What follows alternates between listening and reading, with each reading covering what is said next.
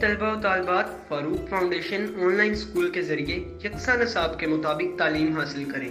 اگر ہماری ویڈیوز پسند آئیں تو چینل کو سبسکرائب کریں اور دوستوں کے ساتھ شیئر کریں اور بیل آئیکن کو لازمی پریس کریں تاکہ آنے والی نئی تعلیمی ویڈیوز آپ کو مل سکیں۔ السلام علیکم اسٹوڈنٹس، کیسے ہیں آپ سب لوگ؟ امید کرتی ہوں آپ سب خیریت سے ہوں گے اور اپنا بہت خیال بھی رکھ رہے ہوں گے۔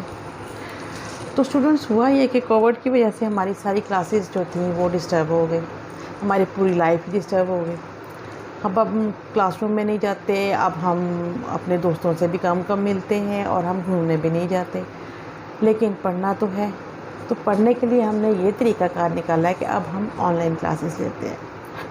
آن لائن کلاسز میں تھوڑی سی ڈسٹربنس آپ کو فیل ہوتی ہے، ظاہر ہے وہ ہلا گلا نہیں کر پاتے جو آپ کلاس میں کرتے تھے، لیکن ہم ان چیزوں کو آہستہ آہستہ مینیج کر لیں گے، ٹھیک ہے؟ آپ جو بات کرنا چاہتے ہو وہ آپ کمنٹس میں کر سکتے ہو، آپ کمنٹ میں بات کرو، میں اس کا رپلائی بھی کروں گی، ٹھیک ہے؟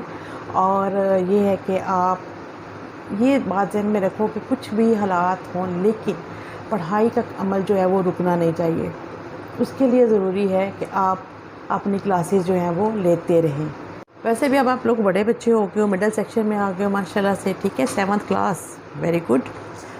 اچھا 7th کلاس، تھوڑا سا تعارف میں اپنا بھی کرواتی چلوں آپ کو۔ میرا نام فرح فضل ہے اور میں آپ کو اردو کا جو چیپٹر ہے وہ سارے میں کرواؤں گی، آپ کو اردو کی بک میں کور کرواؤں گی۔ میں کافی ٹائم سے اسٹوڈنٹس کو پڑھا رہی ہوں، یعنی کہ آپ یوں کہہ لیجئے کہ مجھے پڑھاتے پڑھاتے 15 سال ہو گئے، ٹھیک ہے؟ پچھلے 15 سال سے میں بچوں کو اردو پڑھا رہی ہوں اور میری ہمیشہ یہ کوشش ہوتی ہے کہ اردو کو ایک دلچسپ مضمون کی صورت میں پڑھایا جائے تاکہ آپ لوگ جو ہے یہ شوق سے پڑھیں۔ اب ایسا ہے کہ میں آپ کو اردو کی کتاب کا تعارف بھی کروا دوں۔ آپ لوگوں نے بک بائی کر لی؟ Very good. چلیں جی، یہ والی کتاب ہے نا آپ کے پاس؟ جی بالکل، یہ کتاب جو ہے یہ 7th کی اردو کی بک ہے اور اس کے اندر ہم نے آج یہ ادھر فہرست پہ، اور آپ دیکھیں کہ یہاں پہ ہمارے پاس جو ہے وہ کہانیاں بھی ہیں، نعت ہے، حمد ہے اور پھر اس میں ملی نغمہ بھی ہے۔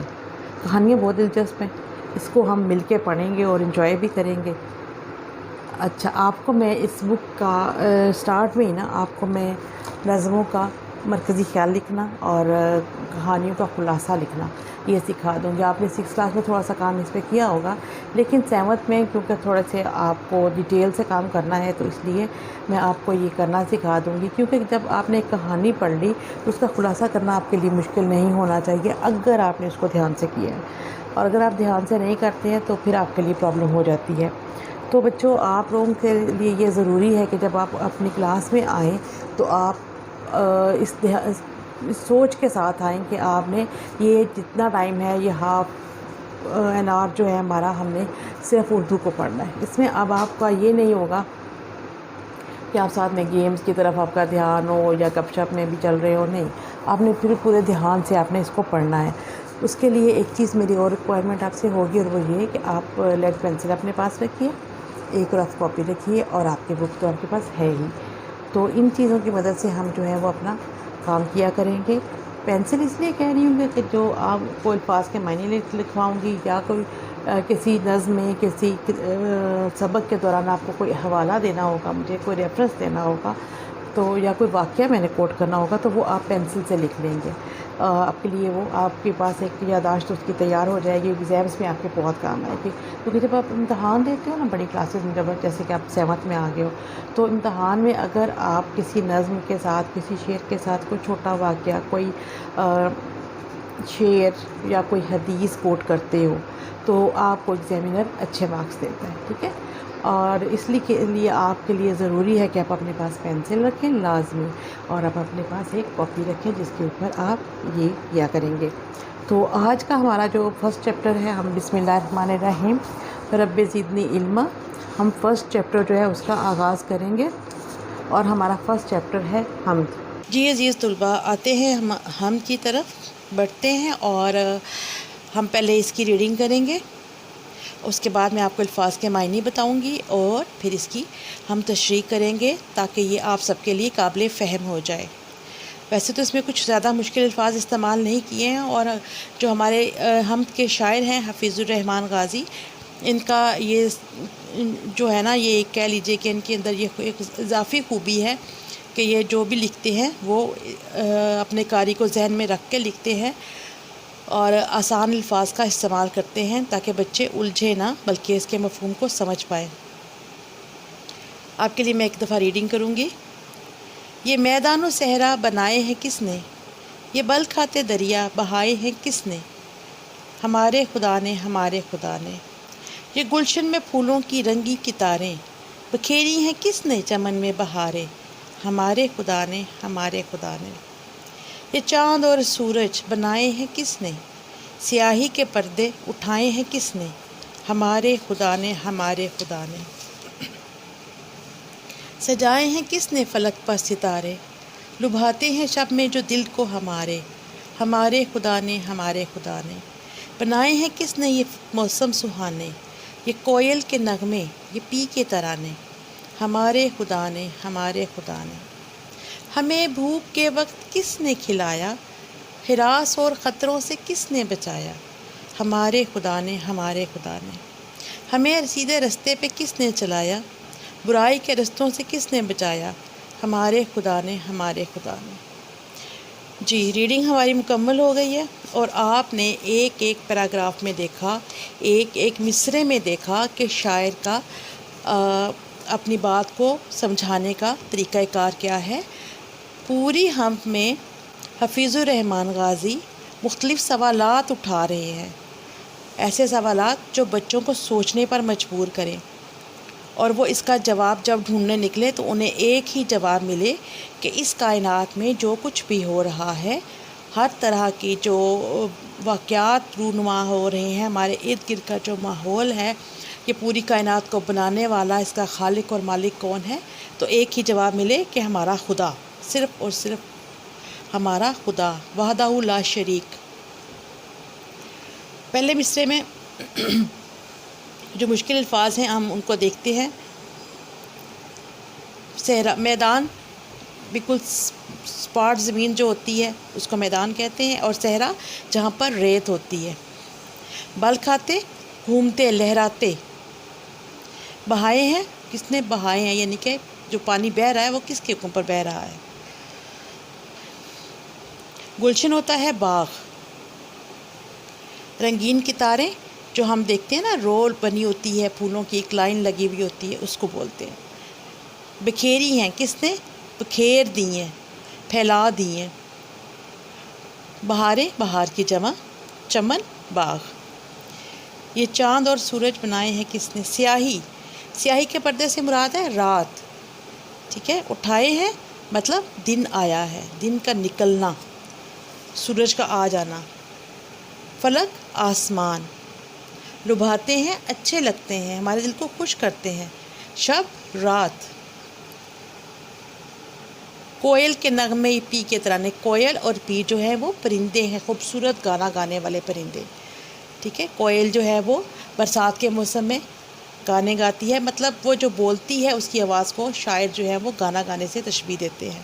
اور پی، پپیہا، وہ بھی ایسی آواز نکالتا ہے کہ سننے والے کو ایسے معلوم ہوتا ہے جیسے کہ وہ بول نہیں رہا، گا رہا ہے۔ کچھ نکلا، ہراس، ڈر، خوف، خطرہ، ٹھیک ہے۔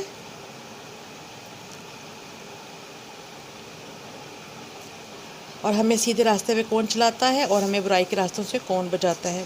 برائی کے راستے، غلط راستے، جھوٹ، فریب، دھوکہ، چوری اور اس ٹائپ کے باقی جو چیزیں ہیں جن سے ہمارا دین منع کرتا ہے۔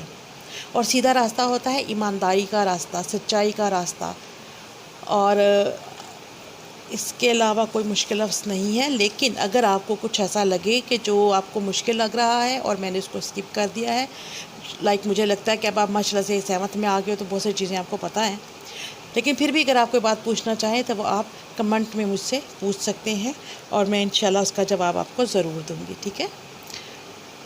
یہاں تک کلیئر ہو گیا؟ سب اسٹوڈنٹس نے الفاظ کے معنی لکھ لیے؟ تو میں آگے کی طرف چلوں، اس کی تشریح کروا دوں؟ چلیے جی، ویری گڈ۔ یہ میدان و صحرا بنائے ہیں کس نے، یہ بل کھاتے دریا بہائے ہیں کس نے، ہمارے خدا نے ہمارے خدا نے۔ شاعر آغاز ہی سے سوالات اٹھانا شروع کر دیتا ہے اور وہ پوچھتا ہے کہ بچوں بتاؤ تو، یہ میدان، یہ صحرا، یہ پہاڑ، یہ بہتے دریا اور یہ آبشاریں، یہ جو آپ جاتے ہیں نا گھومنے کے لیے ادھر ادھر، تو آپ دیکھتے ہیں کہ آبشار کیسے بہہ رہی ہے، آپ دیکھتے ہیں کہ دریا کیسا ہے، راستے میں آپ کو دکھائی دیتے ہیں اونچے اونچے پہاڑ، اور آپ دیکھتے ہیں کہ اور سوچتے ہیں کہ یہ پہاڑ بھائی زمین کے اوپر کہاں سے آ گئے، ٹھیک ہے، آپ دیکھتے ہیں تو سوچتے ہیں کہ یہ دریا کو کون بہا رہا ہے، اور جب یہ چیزیں ساری آپ کے نظروں کے سامنے سے گزرتی ہیں تو یہ مظاہر قدرت ہے، اللہ تعالیٰ کی نشانیاں ہیں، انہیں دیکھ کر ہمیں اندازہ ہوتا ہے کہ یہ خود بخود تو زمین سے نہیں اگایا نا یہ پہاڑ اتنا اونچا، جس کے اوپر چڑھنا بھی ایک طرح کا مرحلہ ہے، تو اس کے لیے ضروری ہے کہ ہم یہ جانیں کہ یہ کیسے ہوا، اور جب ہم یہ جاننے کی کوشش کرتے ہیں تو ہمیں معلوم ہوتا ہے اور ہمارا دماغ سوچتا ہے تو ہم اس نتیجے پر پہنچتے ہیں کہ کوئی تو ذات ایسی ہے جو اس پوری کائنات کی خالق و مالک ہے، جس نے ایک ترتیب سے پوری کائنات کو بنایا ہے، تو ہم ہر طرف سے گھوم پھر کے اس نتیجے پر پہنچتے ہیں کہ وہ ہمارا خدا ہی ہے، بے شک وہ ہمارا خدا ہے جو یہ سب کچھ کرنے پر قادر ہے۔ یہ گلشن میں پھولوں کی رنگی کتاریں بکھیری ہیں کس نے چمن میں بہار ہیں۔ پھر ہم باغ میں جاتے ہیں، بچے دیکھیں گے جب باغ میں جاتے ہیں تو دیکھتے ہیں کہ اتنے رنگوں کے پھول ہیں وہاں پہ، ٹھیک ہے، گلاب کو ہی لے لیجئے، گلاب کے کتنے زیادہ کلرز آپ کو دیکھنے کو ملتے ہیں، وہ سارے رنگ جب آپ دیکھیں گے آپ سوچیں گے کہ ہے تو گلابی، بھائی یہ ریڈ بھی ہے، اور یہ اس کے ساتھ دیکھیں تو سفید گلاب بھی دیکھنے کو مل رہا ہے، اور کالے رنگ کا گلاب بھی ہے، اتنے سارے رنگوں کے گلاب ہیں ہمارے پاس، پیلا گلاب بھی ہے، تو یہ ہے گلاب اور اس میں اتنے سارے کلرز، تو یہ کیسے آ گئے، ٹھیک ہے۔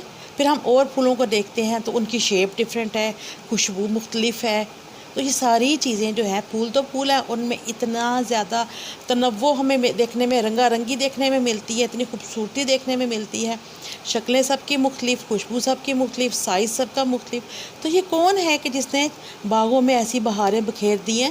تو جب ہم سوچیں، جب ہم غور کریں، جیسے کہ اللہ تعالیٰ کا حکم ہے قرآن پاک میں کہ اور تم غور کیوں نہیں کرتے، تو جب ہم غور کرتے ہیں تو اس نتیجے پر پہنچتے ہیں کہ یہ سب تک کچھ جو ہے وہ اللہ تعالیٰ کا بنایا ہوا ہے۔ یہ چاند اور سورج بنائے ہیں کس نے؟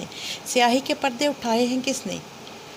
پھر ہم دیکھتے ہیں کہ دن کے بعد رات آتی ہے، رات کے بعد دن آتا ہے، اور یہ سرکل چلتا ہی رہتا ہے۔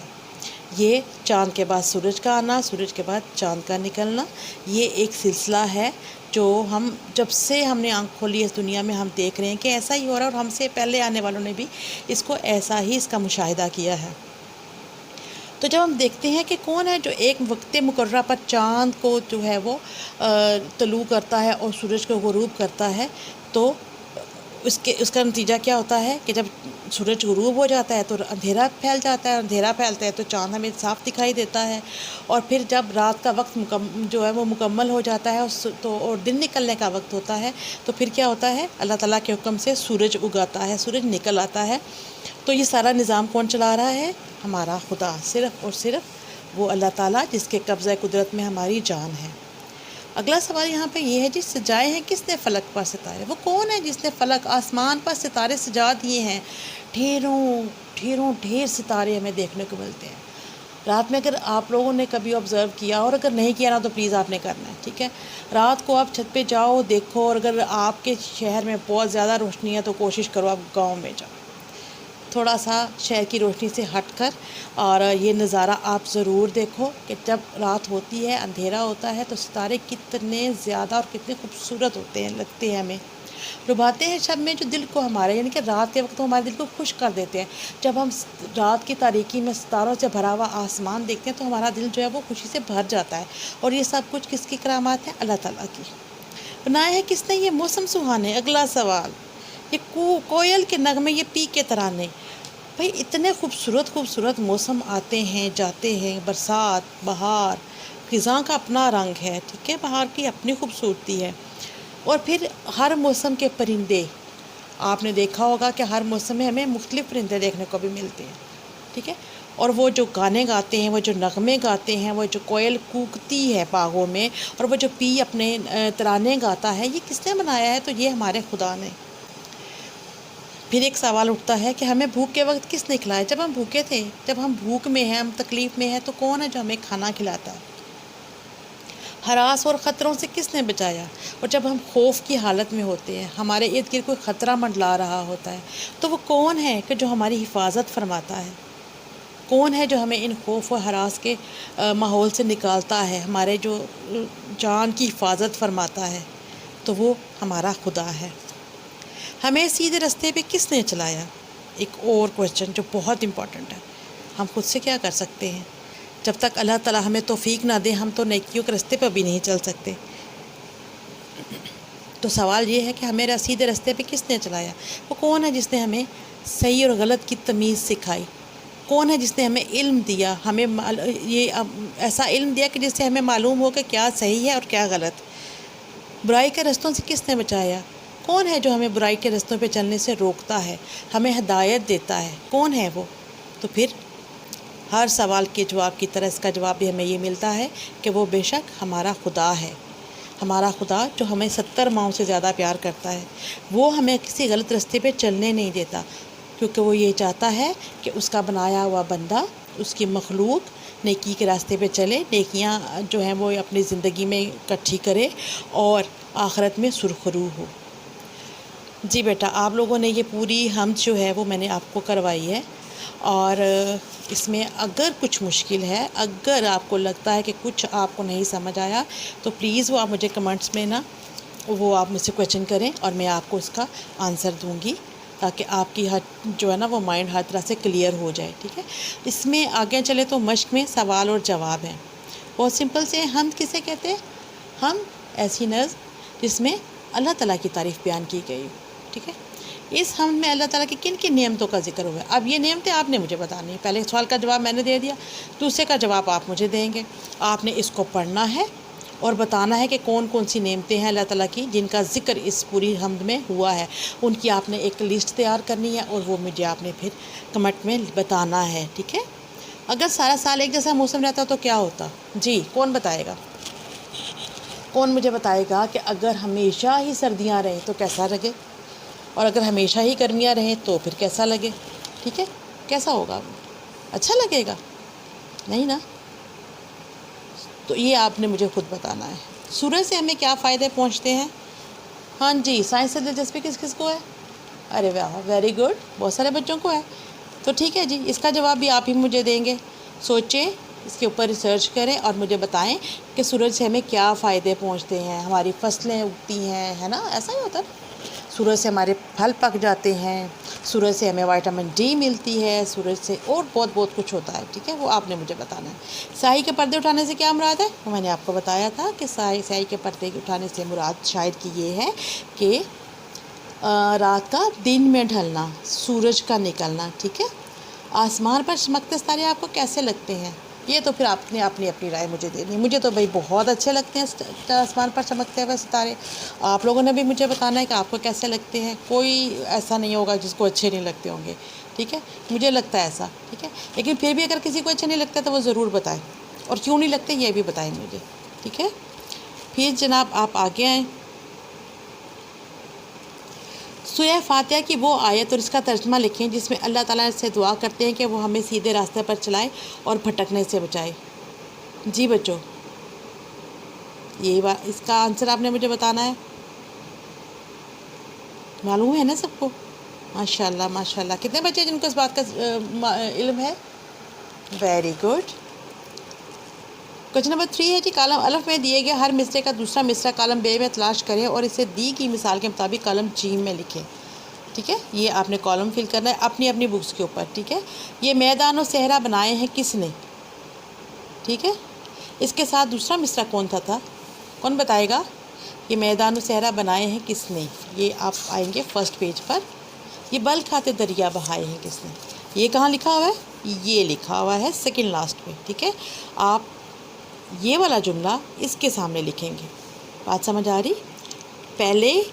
پہلا جو مصرع ہے اس کے سامنے آپ 1 2 3 4 5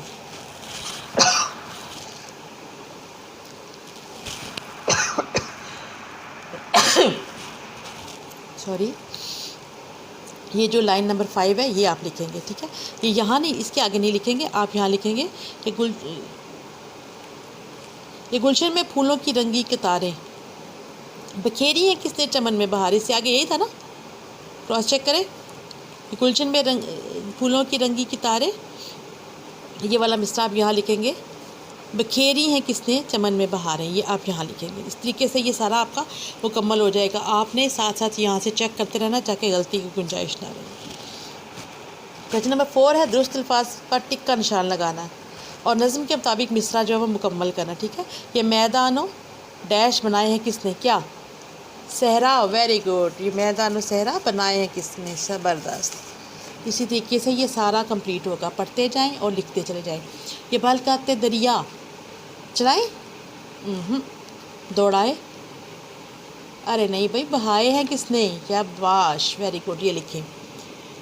लगाए हैं किसने फलक पर सितारे, नहीं, सूट नहीं कर रहा। बनाए हैं किसने फलक पर सितारे, सजाए हैं किसने फलक पर सितारे, शाबाश, ये लिखें। बनाए हैं किसने ये मौसम, प्यारे हमारे सुहाने, सुहाने, यस, यहाँ पे सुहाने लिखा जाएगा। ये गुलशन में फूलों की रंगी कतारें, वेरी गुड। ये चांद और सूरज, शाबाश, ये सूरज है ना, यहाँ पे आपने लिखना। फिर है जी, एक पैराग्राफ में नेमतों का जिक्र करें जो अल्लाह ताला ने इंसान को अता किए। ये एक क्वेश्चन हमने पहले भी इस तरीके का किया है और ये इजीली आप दोबारा भी कर सकते हैं। कॉलम अलिफ में दिए गए अल्फाज के हम मायनी अल्फाज कॉलम बे में दिए गए हैं। दी की मिसाल की रोशनी में हर लफ्ज़ के सामने इसका दुरुस्त मायने लिखें। अच्छा जी, सहरा, आसमान, रेगिस्तान। सहरा का मतलब है रेगिस्तान, ये इसका हम मायनी है, मुतरादिफ है। ठीक है, गुलशन, गुलशन का क्या हम मायनी होगा, जल्दी जल्दी ढूंढे। ये रहा बाग, वेरी गुड, ये बाग आपने सेकंड नंबर पे लिखना है। फूल का क्या होगा, फूल कौन बताएगा, वेरी गुड, गुल, शाबाश, ये गुल लिखा हुआ है ना हमारे पास लास्ट में, ये आपने थर्ड वन पे लिखना है। फिर है जी चांद, चांद का क्या मुतरादिफ होता है, अरे वाह, आपको तो ये भी पता है, महताब जी। सितारे, नजूम, फलक, आसमान। ठीक है, फिर है हमारे पास सूरज और उसका मुतरादिफ है आफताब। हरास, डर। ठीक है, अब ये अल्फाज जो हैं वो आपने यहाँ तरतीब से अपनी बुक में लिख लेने हैं। तो इस तरीके से हमारी ये नज़म जो है ये मुकम्मल हो जाती है और उम्मीद करती हूँ कि आपको समझ आ गई होगी। फिर भी कोई प्रॉब्लम हो, आई एम अवेलेबल। ठीक है, अपना बहुत ख्याल रखिएगा और अपने काम को आप रिवाइज़ ज़रूर कीजिएगा। इसकी जो नज़म है उसको को यानी कि आपने एटलीस्ट 3 टाइम्स जो है वो आराम से अच्छे तलफ़ुज़ के साथ पढ़ना है। अगर कोई लफ्ज़ मुश्किल है तो आप प्लीज़ अपनी फैमिली में किसी से हेल्प ले सकते हैं, लेकिन काम कंप्लीट किया करें आप। जी तलबा, तो हमारी हम कंप्लीट हो जाती है इस तरीके से। अब मैं आपको एक और काम करवाऊंगी जो बहुत ज़रूरी है और वो है मरकज़ी ख़याल। किसी भी नज़म का, चाहे वो हम हो, चाहे वो गज़ल हो, चाहे वो नज़म हो, उसका मरकज़ी ख़याल लिखने के लिए कहा जाता है और ये क्वेश्चन हमारा होता है 5 मार्क्स का।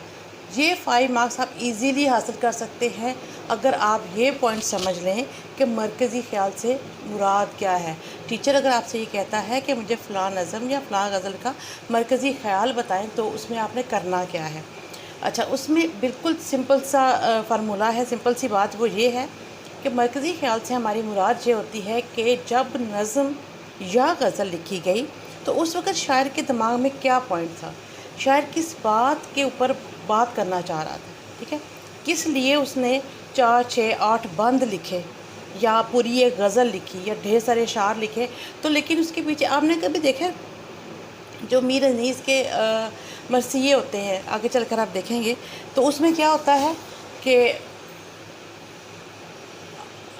उन मरसियों के काफ़ी लेंथ होती है, उनकी बहुत ज़बरदस्त, वो मतलब 2, 2, 4, 4, 6 पेजेस के ऊपर जा रहे होते हैं, लेकिन उनके पीछे एक ही बात होती है कि शायर उस वक़्त क्या सोच रहा था कि जब उसने ये नज़म या ये गज़ल लिखी। तो सिंपल सी बात ये है कि हमने वो पॉइंट, वो ख़याल, वो तख़य्युल, वो सोच जो है वो 2 लाइनों में हमने लिख देनी होती है, 1.5 से 2 लाइनों में इसको कर देना होता है। इसी तरीके से अगर अब हम इस हम्द की बात करें تو اس حمد کے جتنے بھی پیراگراف ہیں اس کے ساری چیزوں کو اگر ہم اکٹھا کرتے ہیں تو جو بات ہمارے ذہن میں آتی ہے وہ کون بتائے گا مجھے؟ سوچیں کیا ذہن میں آتا ہے؟